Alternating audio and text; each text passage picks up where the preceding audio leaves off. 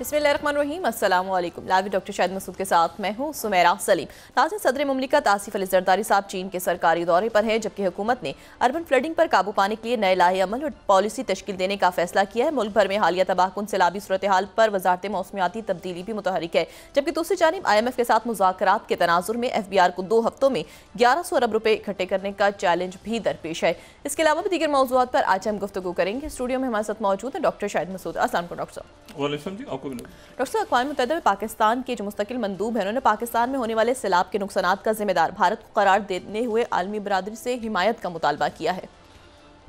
देखें, ये अक़वाम मुत्तहिदा का जो इजलास है ये बहुत अहम है, बहुत अहम है जो भी इस वक्त इजलास चल रहा है। और उसके ऊपर मैं बात करने से पहले आपको सिर्फ ये बताऊं कि ब्राज़ील यानी ब्रिक्स का बी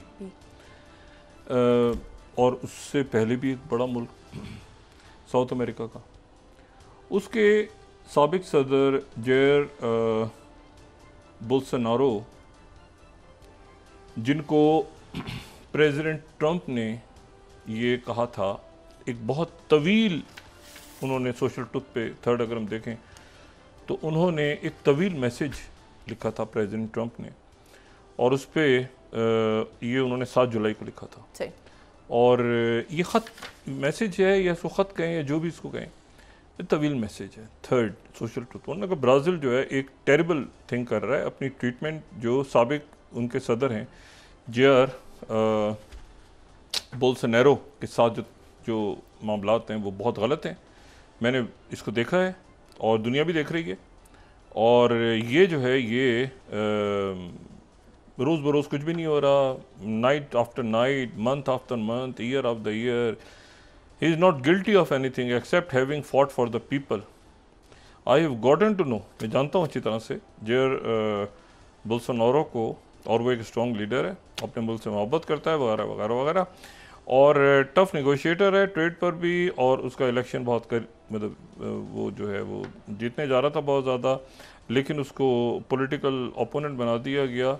और ये मुल्क जो है ग्रेट पीपल ऑफ ब्राज़ील और the only trial that should be happening is a trial by the voters of Brazil is caught in election, leave Bolsonaro alone.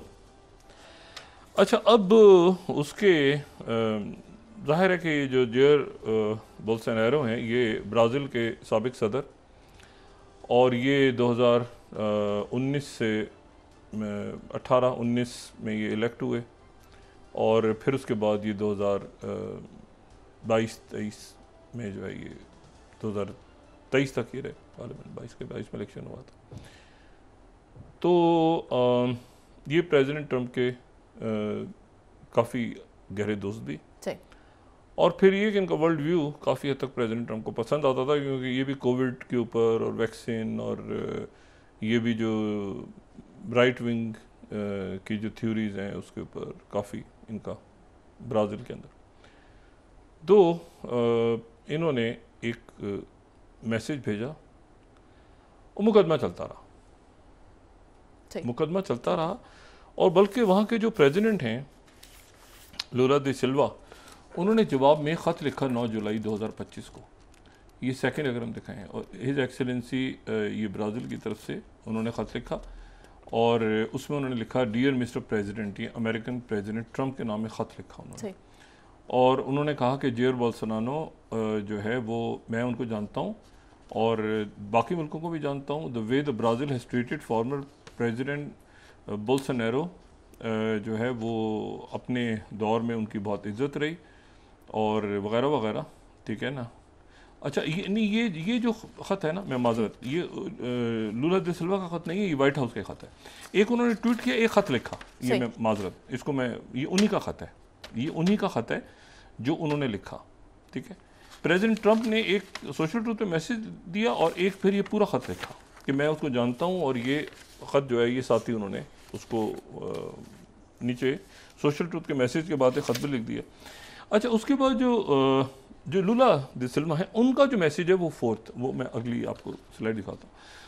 उन्होंने फिर ये मैसेज लिखा fourth, in the light of public statement made by US president Donald Trump social media afternoon, इस तरीके, ये बात बहुत ज़रूरी है बताना ट्रंप को। अब ये ब्राज़ील के प्रेसिडेंट लूला दे सिल्वा लिख रहे हैं कि ब्राज़ील जो है ख़ुद मुख्तार मुल्क है, इंडिपेंडेंट इंस्टीट्यूशंस हैं और वो किसी किस्म का बैरूनी मुदाखलत बर्दाश्त नहीं करता। जुडिशल प्रोसीडिंग्स हैं जो कि कूदेता की प्लान कर रहे थे, ठीक है। यहाँ पे वो ब्राज़ील की अदालतें देख रही हैं और डिजिटल प्लेटफॉर्म्स को हम बड़ी इज्जत से देखते हैं और ये और फलाना और फ्रीडम एक्सप्रेशन को, इसको उसको। और जहाँ तक ये क्लेम आपने ख़त्म में किया है कि जो कमर्शियल रिलेशनशिप है ब्राज़ील के साथ वो इनएक्यूरेट है, और उन्होंने लिखा था कि 7 बिलियन की जो है वो गड़बड़ है। ये ख़त के अंदर उन्होंने 7 बिलियन लिखा था, तो उसको उन्होंने कहा कि ये मैं दुरुस्त कर रहा हूँ और ये जो है ये मैं इसके ऊपर जो है वो ये आपने जो है गलत किया, और sovereignty, respect and unwavering defence of interest of the Brazilian people of the value that guide our relationship with the world. अच्छा, ये उन्होंने जवाब में लिखा। ये जो फिर ये फिर उन्होंने जो लिखा आगे से जो सवाल दर सवाल चल रहे हैं ना, इस ख़त में उन्होंने एक और बात मेंशन की। इसके सेकंड पैराग्राफ में, सेकंड स्लाइड के सेकंड पैराग्राफ पे चले जाएं कि अगर आपने ये काम नहीं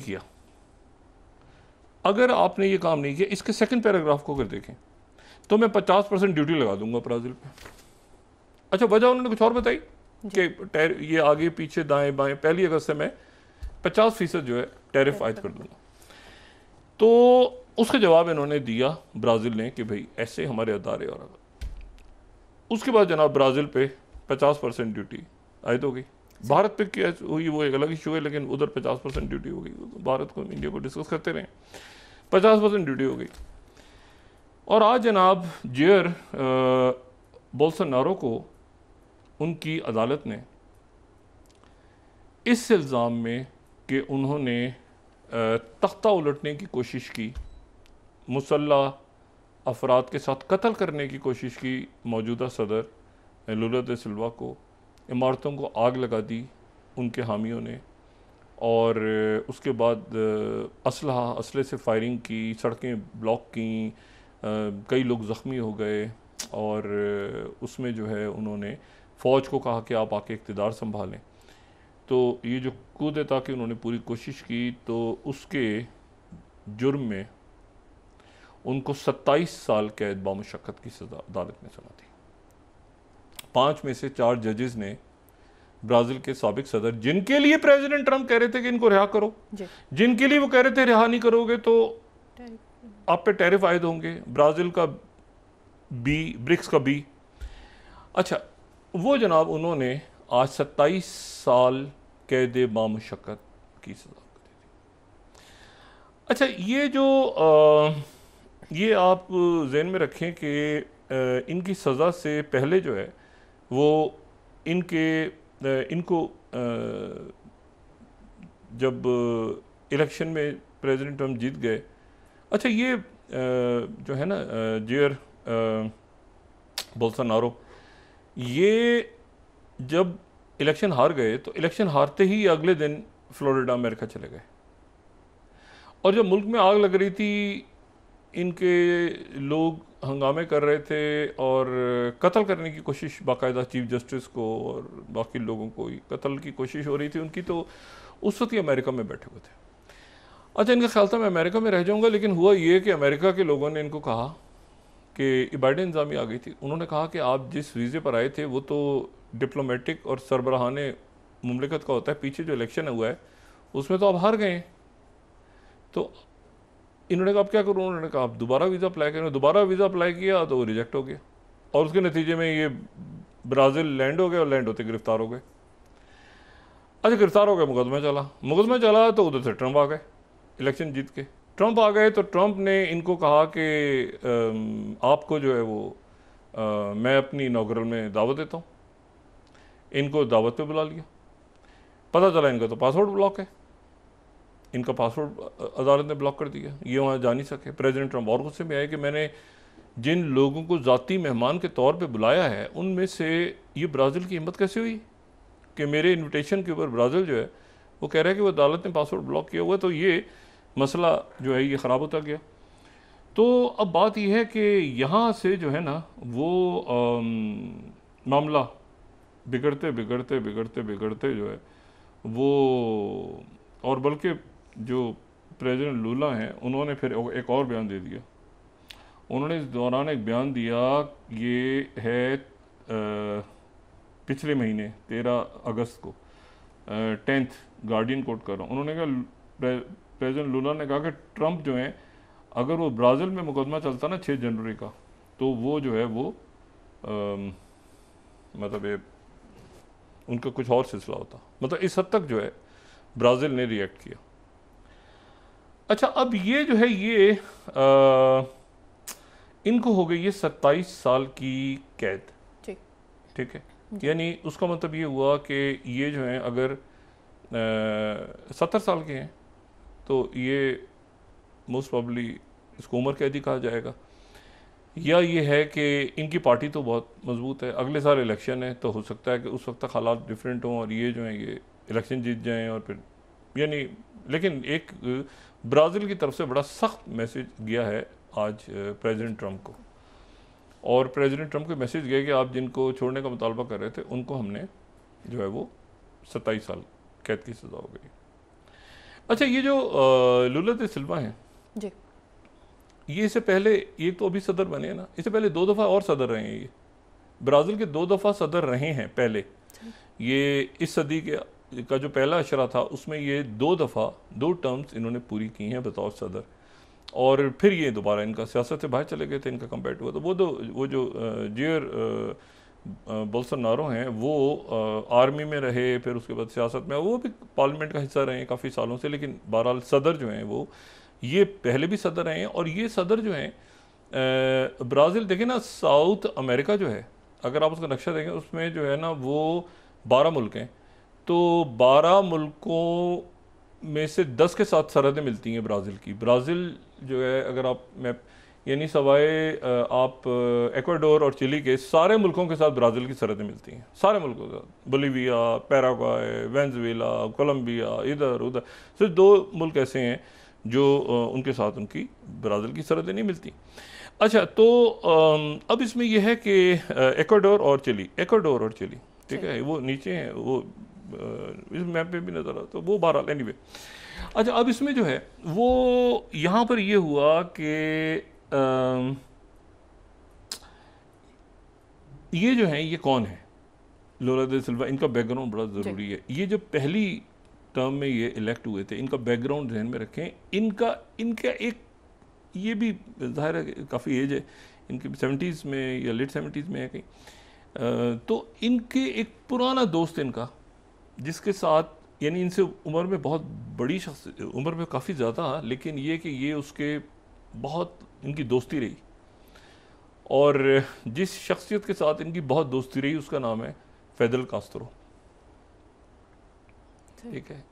तो लूला दा सिल्वा जो हैं ये फिदेल कास्ट्रो जब बीमार हुए तो ये फिदेल कास्ट्रो वाहिद शख्स जिनको बहुत बुलाते थे वो अपने पास, और ये उस वक्त की इनकी तस्वीर है लूला दा सिल्वा जो पहली टर्म में प्रेसिडेंट बने थे। तो ये फिदेल कास्ट्रो इनको बुलाते थे, ये फिदेल कास्ट्रो के पास जब बीमार हुए अपना टाइम स्पेंड करते थे, बल्कि बाहर आके बताते भी थे कि फिदेल कास्ट्रो बिल्कुल ठीक है, उनकी तबीयत बिल्कुल अच्छी है और वगैरह वगैरह वगैरह वगैरह। तो फिदेल कास्ट्रो, और फिर इनके बाद इनका एक और दोस्त था, यानी लैटिन अमेरिका में इनके या साउथ अमेरिका में इनके 2 ही दोस्त, दोनों इत्तेफाक से दुनिया में नहीं है, लेकिन और वो जो दोस्त था उनका ह्यूगो चावेज़। अच्छा, अब ह्यूगो चावेज़ और फिदेल कास्ट्रो और लूला दा सिल्वा ये इनका बैकग्राउंड है, मतलब कॉमरेड हैं, ठीक है ना, पक्के सॉलिड कॉमरेड हैं। और ये जो है ये ह्यूगो चावेज़ के दोस्त, और ये जो है ये जो ह्यूगो चावेज़ और आप देखें कि फिदेल कास्ट्रो, ठीक है ना, तो टिपिकल सिगार विगार, पूरा जो लैटिन अमेरिका की पूरी एक तारीख़ है, बोलीविया और ये सारा। अच्छा, अब जनाब ये इन्होंने सज़ा सुना दी, और अभी जो बल्कि ब्रिक्स का इजलास हुआ जिसमें अभी जो पिछले हफ्ते हुआ उसमें इन्होंने मसला उठाया वेनेजुएला का, क्योंकि वेनेजुएला के साथ इनका बॉर्डर है। मैं आपको दोबारा देखें तो वेनेजुएला के साथ बॉर्डर है, ठीक है, सही। निकोलस मदुरो जहाँ पे घेरा हुआ है प्रेसिडेंट ट्रम्प ने और 11 बंदे वहाँ पे मारे हैं पिछले 24-48 घंटों में। उन्होंने कहा कि ड्रग कार्टल्स हैं, वो निकोलस मदुरो कह रहे हैं कि सवाल ही पैदा नहीं होता, ड्रग कार्टल हमारे सिविलियंस मार रहे हैं, अब ड्रग कार्टल नहीं है, ये तो सिविलियंस थे और आपने मार दिया इनको। उन्होंने कहा है कि जहाज़ यहाँ से उड़े तो मैं जहाज़ गिरा दूंगा। वेनेजुएला ने, वो तो कशीदगी चल रही है, उन्होंने कहा जहाज़ गिरे तो जहाज़ उड़ा दूंगा। इन्होंने आगे से ब्राज़ील ने ये आज रिस्पॉन्ड इस तरह से की और ब्रिक्स में भी इन्होंने कहा कि हम जो है ये जानते हैं अच्छी तरह से कि लैटिन अमेरिका और साउथ अमेरिका को किस तरह से आगे स्टांस लेना और किस तरह से लड़ना है, ये हमारी पुरानी तारीख है यहाँ पे। तो अब ये है कि ये मैसेज अमेरिका, तो ये एक नया हेडेक वहाँ पे पैदा हो रहा है साउथ अमेरिका और लैटिन अमेरिका में प्रेसिडेंट ट्रम्प के लिए। और मतलब है कि ये अनएक्सपेक्टेड सी एक सूरत हाल इसलिए है कि ये इस वक्त वो बिल्कुल ही तवक्को नहीं कर रहे थे कि इतना जल्दी ब्राज़ील में ये जो है ये सज़ा सुना दी जाएगी। अच्छा, फिर उसके बाद जो है वो दूसरा जो इसमें एक अहम मसला है वो एक जो यानी सारा सिलसिला चल रहा है वो चल रहा है गज़ा के हवाले से। आज का दिन बहुत अहम है। थोड़ी देर के बाद एक शख्सियत जो कि न्यूयॉर्क, जो मैं कौमी असम्बली जनरल असम्बली की बात आपने की ना, अक़वाम मुत्तहिदा की जनरल असम्बली का इजलास, तो एक शख्सियत वहाँ पे कल मौजूद थी न्यूयॉर्क में। कल वहाँ पाकिस्तानी मंदूब जो आसिम इत्तफ़ाक़ था उनकी झड़प भी हुई इसराइल के मंदूब के साथ और काफ़ी तलखी हुई और पाकिस्तान का स्टांस बिल्कुल क्लियर था मुस्लिम दुनिया के हवाले से। उस पर वो अपने बोलने की कोशिश की, इन्होंने आगे से शर्प कॉल दी उसको, जो इसराइली मंदूब था। लेकिन एक शख्सियत वहाँ ख़ास तौर पे अक़वाम मुत्तहिदा की जनरल असम्बली के इजलास में शिरकत के लिए पहुँची हुई थी और वो थे कतर के वज़ीर आज़म और वली अहद, ठीक है, मोहम्मद बिन अब्दुर्रहमान असानी। वो न्यूयॉर्क में थे और वो न्यूयॉर्क में उन्होंने जनरल असम्बली का सेशन में वो गए, सारी स्पीच वगैरह मुलाकातें सबसे की इधर उधर, और वाशिंगटन पहुंच गए। थोड़ी देर में उनकी मुलाकात ट्रंप से होने वाली है। सही। कतर के वज़ीर आज़म और वली अहद, यानी वो कतर जहाँ पे 4 दिन पहले नेतन्याहू ने अटैक किया और जहाँ पर नेतन्याहू ने कहा कि जो है कामयाब हो गए हैं और 5 रहनुमा शहीद हो गए हैं। प्रेसिडेंट ट्रम्प ने कहा कि नहीं, पहले एक बात की, उन्होंने फिर दूसरी बात और तीसरी बात, और फिर नहीं, वो स्टीव वित्कोफ को कहा था, स्टीव वित्कोफ कह रहे हैं मैं तो फ़ोन किया था, फ़ोन उठाया नहीं, लेट हो गए थे, फलां हो गया था, आगे पीछे दाएं बाएं अमेरिका ने से पूछ के हुआ, नहीं हुआ क्या। तो कतर के जो इस दौरान सारी ही दुनिया पाकिस्तान समेत वो कतर के साथ खड़ी हो गई जाके, और तो वो आज अरब लीग का इजलास, फिर बाकी ममालिक का इजलास, फिर रहनुमा वहाँ पहुँचे, पाकिस्तान की क़यादत वहाँ पहुँची, सियासी कायदीन पहुँचे वहाँ, अरब ममालिक सारे। तो वहाँ पर जो है वो इनकी मुलाकात होने जा रही प्रेसिडेंट ट्रम्प से दू बदू, और उस मुलाकात में जो है वो जेडी वेंस से भी हो रही है और मार्को रूबियो से भी हो रही है और स्टीव वित्कोफ से भी हो रही है। और वो मुलाकात इसलिए हो रही है कि ज़रा पूछा जाए, प्रेसिडेंट ट्रम्प का जायज़ा लिया जाए उनसे गुफ्तगू करके कि उनको इल्म था या नहीं था इस बात का कि नेतन्याहू हमला करने जा रहा है। सही। और क्या नेतन्याहू ने प्रेसिडेंट ट्रम्प से पूछा था या नहीं पूछा था। अरब ममालिक की तरफ से पूरी दुनिया इकट्ठी है ना, कतर के साथ खड़ी है इस वक्त, इसराइल के खिलाफ पूरी दुनिया खड़ी है। तो वो पूछने जा रहे हैं कि भाई ये प्रेसिडेंट ट्रम्प से आज की मुलाकात, ठीक है, कि प्रेसिडेंट ट्रम्प और स्टीव वित्कोफ से भी और मार्को रूबियो से, उसके प्रेस से, मीडिया से बात करेंगे, वो मीडिया से बात करेंगे ना, प्रेसिडेंट ट्रम्प भी करेंगे, ये भी करेंगे, और अगर प्रेस मीडिया से सच ब्रीफिंग ना भी हुई तो अलग अलग तो दोनों बात करेंगे, अगर इकट्ठे ओवल ऑफिस में ना मीडिया से इंटरेक्शन हुआ तो ये जो सूरत हाल है। आज मीटिंग है, अब प्रेसिडेंट ट्रम्प उसमें स्टीव वित्कोफ बताओ किस वक्त फ़ोन किया था, कैसे किया था, मजाक आपने हमास के लोगों को निशाना बनाना था, किस वक्त किसकी कॉल आई थी, किसने किसको फ़ोन किया था आपने, अच्छा अमीर कतर को किया था, किस वक्त किया था, आपको पता था नहीं पता था, सेंटकॉम यहाँ पे है क्या, मतलब पूरा जो है ना। अच्छा ये बड़े पावरफुल पर्सनैलिटी हैं, ये ज़हन में रखें, ये जो है ना कतर की जो क़यादत है बड़े, और ख़ास तौर पर इनके जो वली अहद और वज़ीर आज़म है, तो बड़े स्ट्रेट आप सोचें ना, ट्रम्प से बात करने जा रहे हैं कि हमें बताओ कि नेतन्याहू के साथ या किधर, मतलब either you are with him or with the world with the rest, ठीक है ना। तो ज़रा बात आज बड़ा इंपॉर्टेंट है। अच्छा, उधर जो है वो ये हुआ कि ये एक सवालिया निशान है। अच्छा, फौजी बरहां करके, फौजी बरहान कहते हैं या बरहां, बाज़ दफ़ा लोग उनको कहते हैं। तो वो जो हैं उन्होंने कतर में प्रेस कॉन्फ्रेंस की। वो हमास के पुराने स्पोक्स पर्सन हैं। उन्होंने प्रेस कॉन्फ्रेंस की कतर में, मीडिया से बात की, उन्होंने रिकॉर्डेड थी और उसमें उन्होंने एक बयान सा दिया। और लेकिन वो बहरहाल जैसे हमारे यहाँ भी अब इसी तरह की प्रेस कॉन्फ्रेंसें होती हैं, तो उन्होंने भी उसी तरह की कि सवाल जवाब नहीं ज़्यादा।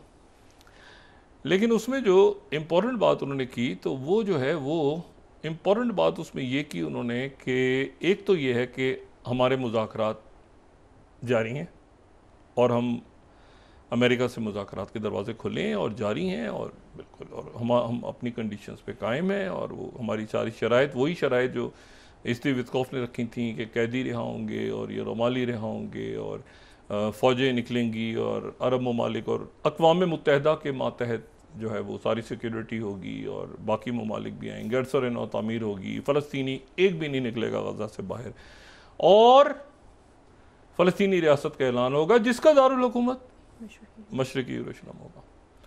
तो हम उस पर बिल्कुल बातचीत करने को तैयार हैं। और ये नहीं बताया उन्होंने ना, मैंने आपसे कहा ना कि वो बस एक मीडिया से एक रिकॉर्डेड सी बात थी या जो भी थी प्रेस को, उसमें उन्होंने ये नहीं बताया कि वो जो 5 लोग थे वो कौन से जो हैं वो 5 लोग कौन थे हमास के। आप यकीन करें कि उनको ढूंढ ढूंढ के मैं तो कम से कम जो है, अब जो बातें चल रही हैं वो मैं यहाँ डिस्कस नहीं करना चाहता कि थे भी नहीं थे, क्या था, जो भी था बहरहाल। लेकिन उन्होंने एक बात की और इसमें बात इन्होंने की, इन्होंने कहा कि जो खलीला हैं उनकी अहलिया ज़ख्मी है तो उनके लिए दुआ करें।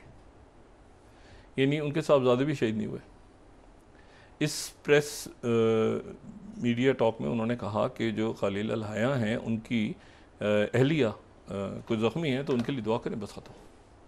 अब उनके बेटे शहीद हुए हैं नहीं हुए, क्या है, किधर हैं, एक सवालिया निशान में, जो मैंने कल भी कहा था कि इस नेतन्याहू बिल्कुल फारिग। अब आज देखें अब क्या होने वाला, अब क्या हो रहा है। सही।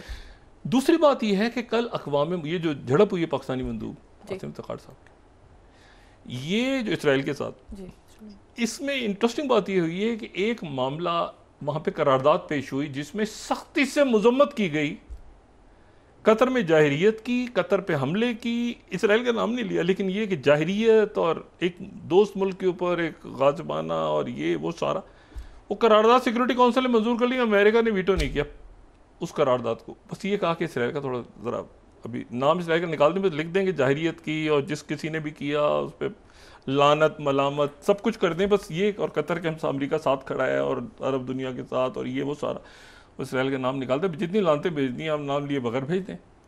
वो नाम उसमें देखा निकल गया, वो करारदाद मंजूर हो गया, अमेरिका ने वीटो नहीं किया। अच्छा, अब जनाब ये पहुंच गए ट्रंप से मिलने।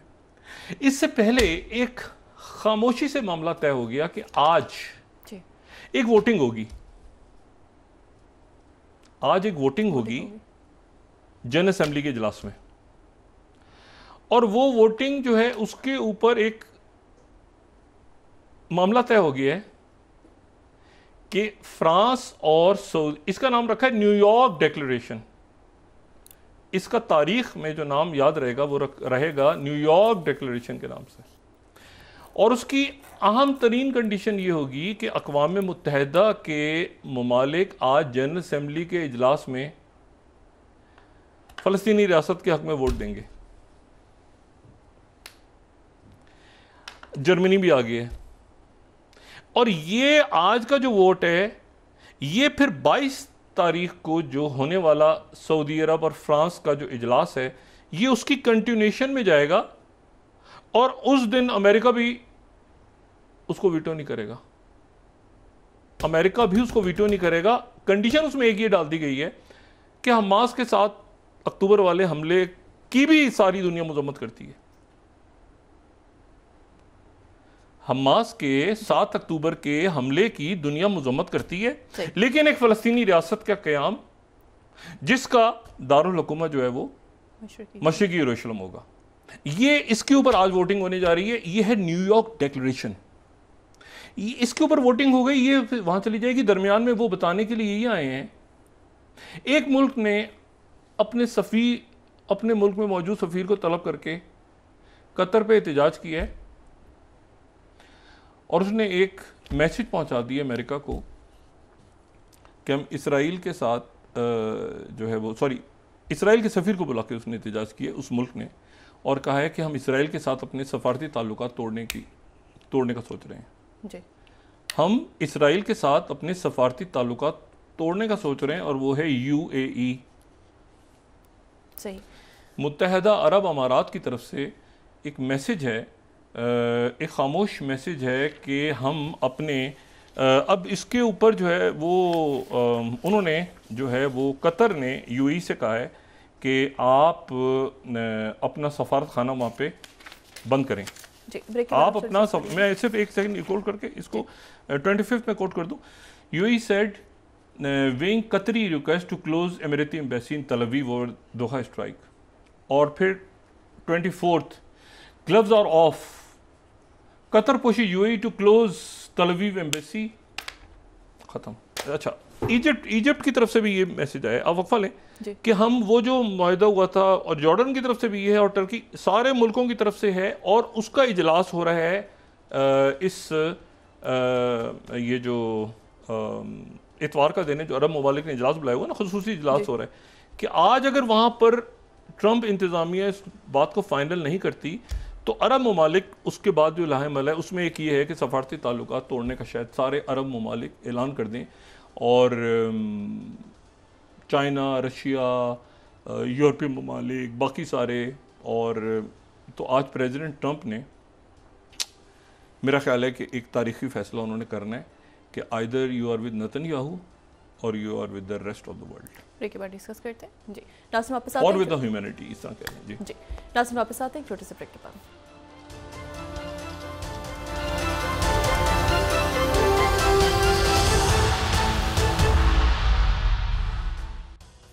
वेलकम बैक नाज़रीन। डॉक्टर साहब, सदर मुमलिकत आसिफ अली ज़रदारी साहब भी चीन के सरकारी दौरे पर हैं, उनका ये दौरा भी कितना है? देखते हैं क्या वहाँ से खबरें आती हैं, चाइना के साथ क्या मुलाकातें होती हैं, क्या वहाँ पे मामला तय पाते हैं। लेकिन इसी दौरान जो है वो पहले तो मैंने आज की बात की ना कि आज ये इस मुलाकात में क्या सामने क्या मामला सामने आते हैं, और क्या प्रेसिडेंट ट्रंप क्या फैसला करते हैं, और नेतन्याहू का क्या करता है, और कतर की तरफ से क्या ऐलान होता है। और ये जो है ये बड़ी इम्पोर्टेंट बात है कि आज थोड़ी देर के बाद G7 ममालिक के वज़राए ख़जाना आपस में गुफ्तगू कर रहे हैं वीडियो कॉल पे। G7 वो जो कि जिसमें जो पहले G8 था, एक तो G20 है ना, उसको छोड़ दें, ये G7 वो जिसमें Canada, Italy, Germany, France, Japan, बरतानिया और अमेरिका, और ये बना था कोई 75 में गालिबन, या इसी तरह से 75 में 1975 में गालिबन बना था। 76 में फिर इसमें कनाडा आ गया था, फिर 78 में जो है वो गालिबन इसमें रशिया भी आ गया था। तो ये G8 था, ये वो है जो G8 था। सही। तो 97 से 2014 तक, ये जो यूक्रेन की जंग तक, रशिया G8 रहा, और प्रेसिडेंट ट्रंप ने 2-3 दफ़ा ये कहा भी कि काश ये G8 होता और G8 होना चाहिए वगैरह वगैरह। तो प्रेसिडेंट ट्रंप, अच्छा वो अब G7 का इजलास है। अच्छा, इसमें मुल्क गौर करें आप, इसके दोबारा G7 के मुल्कों को देखें तो एक मुल्क बड़ा इंपॉर्टेंट है, जापान, जो कि क्वाड का हिस्सा भी इत्तेफाक से, क्वाड जो कि वजूद ही नहीं रखता। मैंने तो क्वाड को तस्लीम ही नहीं किया कि क्वाड, पहले दिन से मैं कहता था कि ये फजूल सी एक बात है, क्वाड नामी चीज़ नहीं है। और इसमें बरतानिया भी है, और इसमें फ्रांस भी है, जर्मनी भी है। ये सारे ममालिक जो हैं उनके वज़राए ख़जाना को एक पेपर ट्रंप इंतज़ामिया की तरफ से दिया गया हाईएस्ट लेवल पे, और वो पेपर ये है कि आप भारत के ऊपर 100% टैरिफ लगा दें। फाइनेंशियल टाइम्स आप भारत के ऊपर 100% टैरिफ आयद करें। ये उनको पेपर्स, उनके हाथ में पेपर दे दिए, और कोई एक आध अखबार तो वो भी दिखा देंगे। 12 100 इससे पहले जो है रॉयटर्स, इससे पहले ये बात EU से की गई और अब G7 मुल्कों से की गई है और आज उनका इजलास हो रहा है। अब देखते हैं कि वो क्या करते हैं, क्योंकि प्रेसिडेंट ट्रंप की तरफ से उनको ये दे दिया गया, क्योंकि उनके मुज़ाकर उन्होंने भी तो अपने अपने टैरिफ निपटाने हैं ना। फिर प्रेसिडेंट ट्रंप ने एक और बात की है, एक तो अब भारत, अभी मैं आगे तस्करा करता हूँ, प्रेसिडेंट ट्रंप ने एक और बात की है, वो जो ये नहीं F-35 उड़ गए और ये नेटो की जंग छिड़ने, नेटो एक्टिव हो गया और ये पोलैंड के ऊपर एक ड्रोन गिर गया। प्रेसिडेंट ट्रंप कहते हैं कि ऐसे ही है, ये कोई गलत फहमी हुई है, पोलैंड को कुछ भी नहीं किया, रशिया कर ही नहीं सकता। और पूरे यहाँ पे फौजें तैयार जनाब, पता नहीं न्यूक्लियर वेपन आगे पीछे हल्ला गुल्ला। प्रेसिडेंट ट्रंप कहते हैं कि नहीं, वो पोलैंड के व्हाट्सएप को मैं बात कर लूँगा डोनाल्ड टस्क से, वो ऐसे ही वो गलती से कोई एक आध ड्रोन आ गया होगा, कोई ऐसी सीरियस बात ही नहीं है। इसके ऊपर इतना रिएक्ट करने की, छोटे मोटे वाक़यात जो हैं ये होते रहते हैं। अच्छा, अब आप ज़रा तसव्वुर करें 45, यानी वो पूरे F-35 तारे उड़ गए उधर से जनाब, वो जनाब पूरा यूरोप अलर्ट हो गया, हाई अलर्ट। 45 ब्लूमबर्ग, प्रेसिडेंट कहते गलती हो गई होगी ना, हो जाती है गलती।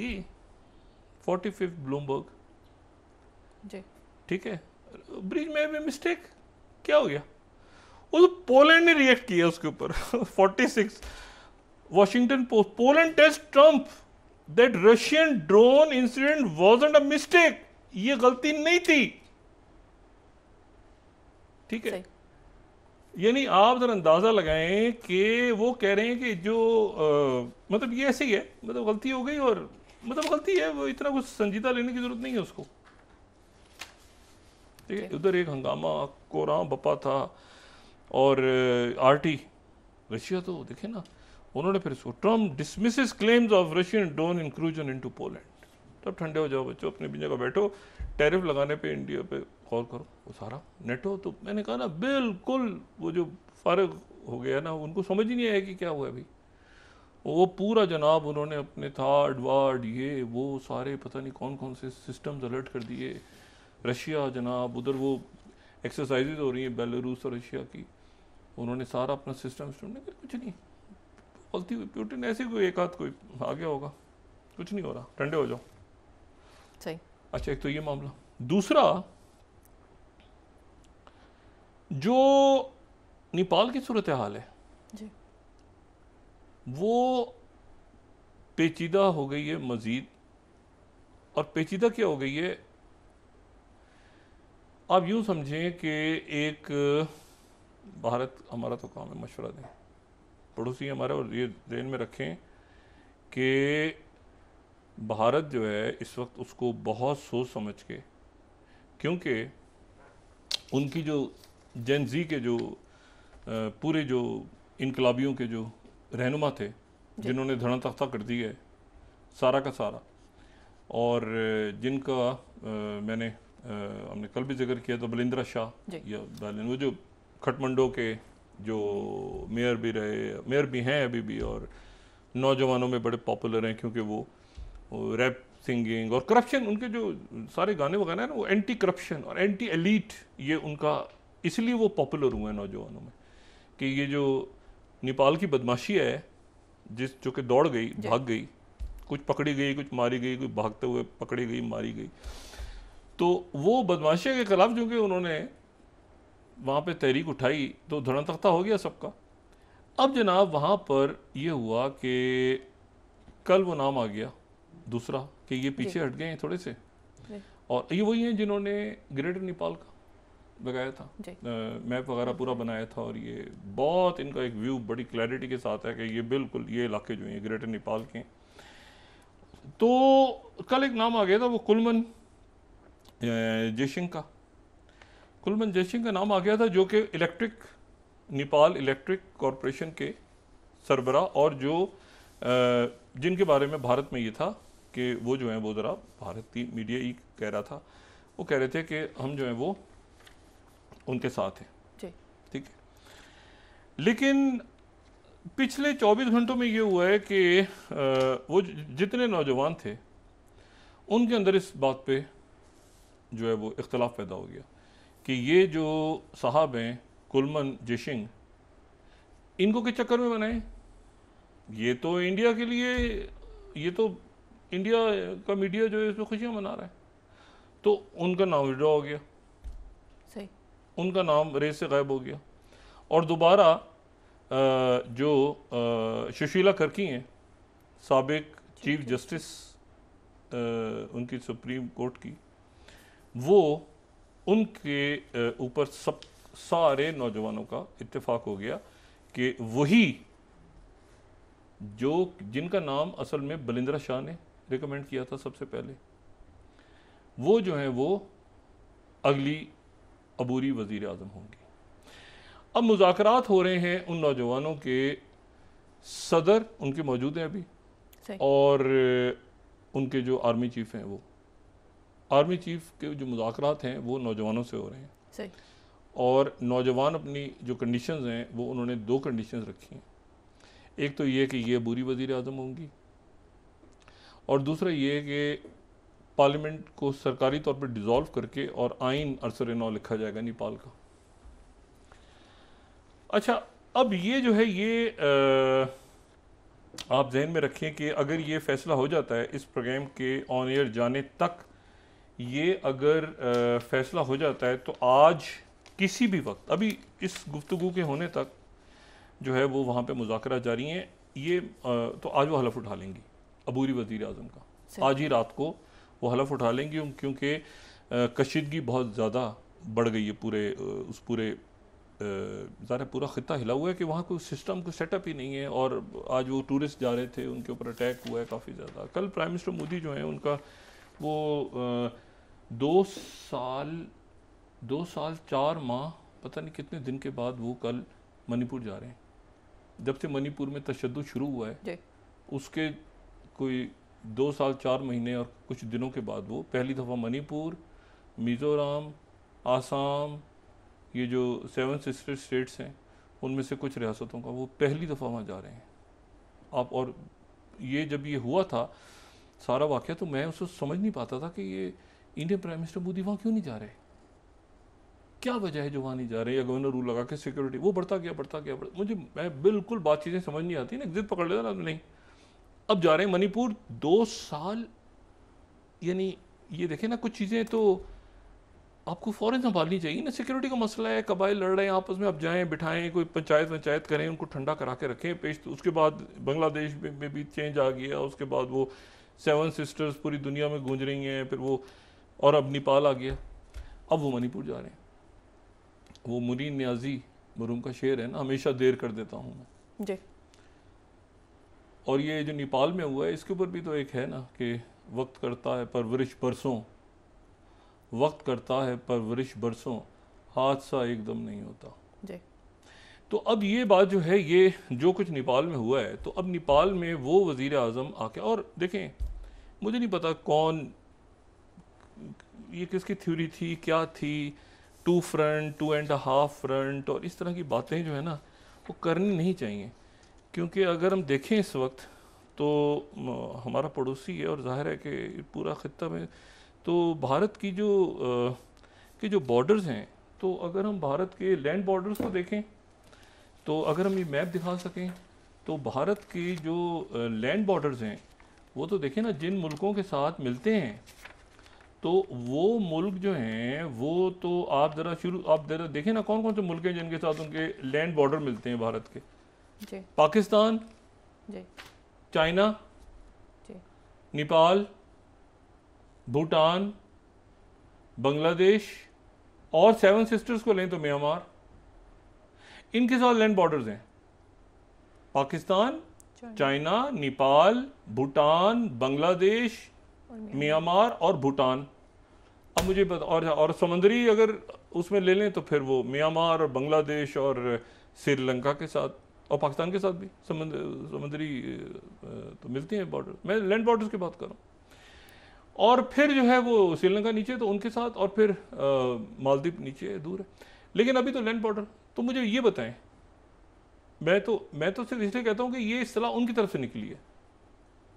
ये कितने फ्रंट वॉर होगी, वो कहते हैं ना इसको, वो 2 फ्रंट 2 एंड, ये कितने फ्रंट, अल्लाह ना करे कभी यहाँ इस खत्ते में जंग हो।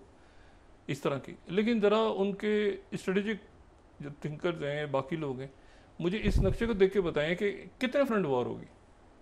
और वो एंड हाफ कहते थे कि अंदर जो हमारे लोग हैं उनको एंड हाफ रखते थे ना, वो उसमें मतलब है कि फिर वो अंदर जो उनकी तहरीकें हैं और ये और नौजवान और लिबरल्स और जो आरएसएस के अगेंस्ट हैं और सारे जो आवाज़ उठाते हैं उनको उन्होंने रखा होता है एंड हाफ।